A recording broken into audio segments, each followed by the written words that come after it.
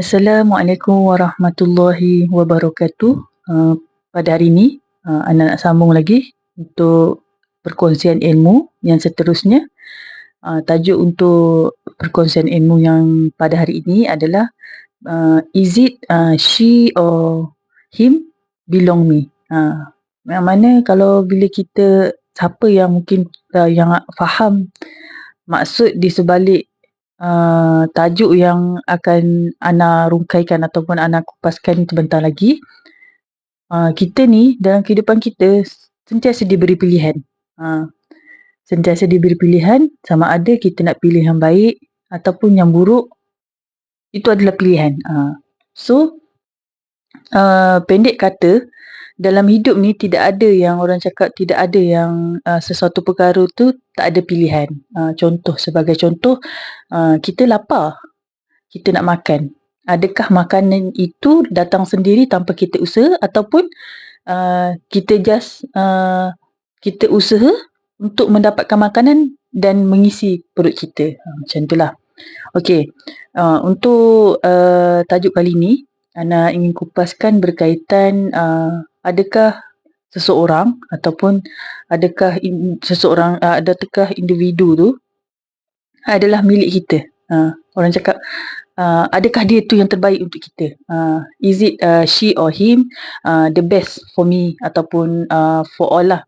Lepas tu, kita rasa macam bila kita kita mengenali seseorang yang mana seseorang tu membuatkan kita rasa kita bahagia, kita rasa banyak pengajaran kita banyak pengajaran yang boleh kita dapat melalui mengenali dia, macam itulah. Ada orang cakap ada yang bad ataupun ada yang good untuk kita dalam mengenali ataupun kita terjumpa dengan seseorang yang ditakdirkan untuk kita bertemu dengan seseorang tu. So, dalam kita berkenalan dengan seseorang tu, lepas tu kita ke step yang seterusnya untuk mewujudkan sebuah ikatan, contoh sebagai tunang ataupun menjadikan dia seseorang tu sebagai suami atau isteri. So, dalam masa yang sama kita diuji. Contoh dalam hubungan bercinta ni kita diuji dengan kesetiaan, kejujuran. Memanglah kejujuran, kesetiaan tu orang cakap sampai hubungan tu tamat lah, mesti akan ada benda tu. Contoh kalau macam dalam pertunangan kita akan diuji dengan orang ketiga. Di dalam perkahwinan pula kita akan diuji dengan masalah kewangan, masalah anak, masalah skandal-skandal macam tu, masalah ni lah, orang cakap orang-orang luar macam tu. Memang akan diuji. Dalam masa yang sama, bila kita diuji tu, mesti kita akan rasa, pernah tak kalian merasakan yang, ya Allah, betul ke pilihan aku selama ini? Mesti orang cakap, kalau muhasabah baliklah diri kita masing-masing, pernah tak kita terdetik dalam hati, terfikir, sesuatu ujian ataupun sesuatu dugaan ataupun masalah tu yang berlaku di dalam setiap relationship kita mesti akan bertanya-tanya, betul ke dia ni untuk aku? Betul ke dia ni bukan untuk aku? So, dekat sini, apa yang anak ingin menekankan adalah, biarlah orang cakap, biar kita dalam sesebuah relationship ni, biar kita yang menjadi ataupun bukan kita meminta. Makna kata di sini, meminta ni sebagai contoh, kita tersalah, kita dah ternampak keburukan pasangan kita. Kita dah nampak keburukan dia. Lepas tu dalam masa yang sama kita rasa, betul ke pilihan aku ni? Orang cakap, kalau boleh kita ubahlah perspektif macam tu, pemikiran kita, yang kita dah nampak kekurangan pasangan kita tu, terus kita terfikir, betul ke Allah takdirkan aku ni dengan dia? Tak. Maksud Ana, kita ubah perspektif kita dengan kita mengubah. Contoh, kita nampak pasangan kita tu ada kekurangan. Contoh, dia tak boleh solat. Janganlah kita pula dia macam tak boleh memasak. Janganlah kita rasa macam, oh, aku kena tinggalkan dia ni. Sebabnya dia tak boleh solat. dia tak pandai masak. So, benda-benda macam tu lah orang cakap, bila kita nampak keburukan seseorang manusia tu, sedangkan kita tahu, manusia ni tak ada sempurna pun. So, bila kita dah nampak kekurangan pasangan kita ni, jangan fikir, jangan ada satu macam pemikiran tu kata, betul ke ni Allah takdirkan dia ni untuk aku? Jangan ada macam tu.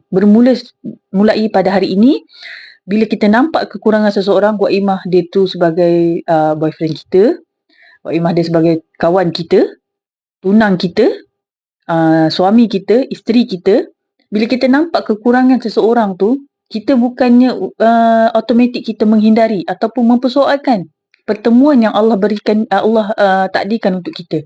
Tetapi bila kita dah nampak kekurangan tu, kita cuba untuk mempraktikkan pola pemikiran kita ni dengan orang cakap dengan satu pemikiran yang positif, yang mana bila kita dah tahu pasangan kita ataupun bila kita dah tahu sahabat kita ni jenis macam ni, kita mula untuk mengubah. Salah satunya, contoh macam mana cakap tadi, kita tahu pasangan kita tak pandai masak. Janganlah kita terus tinggalkan dia. Dan janganlah terus kita marah, kita hina dia, kata tak pandai masak lah, membanding-bandingkan. Jangan. Kalau boleh, macam mana cakap tadi, kita tukar pola pemikiran kita pada saat ini, pada hari ini. Bila kita dah nampak kekurangan pasangan kita ataupun kawan-kawan kita, kita ubah dengan kita yang menjadikan dan mencorakkan diri kita. Contoh, macam tadilah Hana cakap, pasangan kita tak pandai masak. Kita lah yang kita ni yang pandai masak ni, ataupun kita pun tak pandai masak, kita sama-sama belajar. Kita sama-sama membina kesempurnaan tu. Orang senang akan bercakap, senang je tu kesempurnaan. Nak cari kesempurnaan, carilah dengan pasangan kita. Bermula dengan cari pasangan kita. Salah. Sebenarnya benda-benda macam tu, kita akan nampak, kita akan meninggalkan pasangan kita, kawan kita, sahabat kita apabila kita dah nampak kekurangan dia. Itulah maknanya kita jangan mencari kesempurnaan, tetapi kita membina kesempurnaan tu. Dengan cara kita bermula daripada diri kita lah. Kita tak pandai masak, kita belajar masak. Bila kita dah pandai masak, kita ajarkan kepada pasangan kita ataupun kita ajar kepada sahabat-sahabat kita. Dengan membina tu. So jangan mengharapkan seseorang tu sempurna. Jangan mengharapkan seseorang tu akan memenuhi kehendak kita. Setiap kali pertemuan tu yang Allah takdirkan kepada kita, mesti ada asbab dia. Sama ada dua keadaan saja. Sama ada kita mengubah dia ataupun kita mengubah diri kita sendiri. Kalau contoh, kita dapat seorang pasangan yang pemalas, pengotor, kita jangan terus bila kita dah nampak, contoh kita dah ijab kabul, kita dah berkahwin, kita dah nampak macam tu, bila satu hari tu kita dah ternampak pasangan kita ni seorang pemalas, seorang pengotor, kita jangan terus meninggalkan. Itulah orang cakap, jangan mencari yang sempurna, ataupun sebelum kahwin tu jangan mencari kecantikan luaran saja. Mencari kecantikan dalaman tu maknanya kita menilai seseorang, menilai pasangan kita tu ataupun sahabat kita. Kalau dalam pencarian sahabat pun macam tu juga, dalam pencarian kawan pun macam tu juga. Ingat satu perkara, sahabat yang baik tu adalah sahabat yang menegur kekurangan sahabatnya yang lain. Sahabat yang baik tu adalah mengubah, ataupun sahabat yang baik tu adalah sahabat yang sentiasa inginkan yang baik untuk sahabatnya dengan dia menegur secara berhikmah. Ada landas-landas ada cara-cara dia, ada tata cara yang perlu kita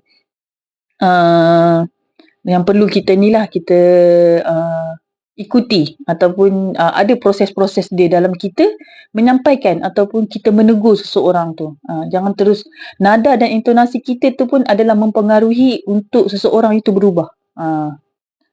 So nasihat Ana sendiri, untuk diri Ana sendiri dan untuk kalian di luar sana, janganlah mencari yang sempurna, tetapi carilah seseorang yang boleh membina kesempurnaan tu. Daripada kita zero kepada kita hero ataupun kepada kita heroin lah, macam tu lah. Okay, Assalamualaikum warahmatullahi wabarakatuh.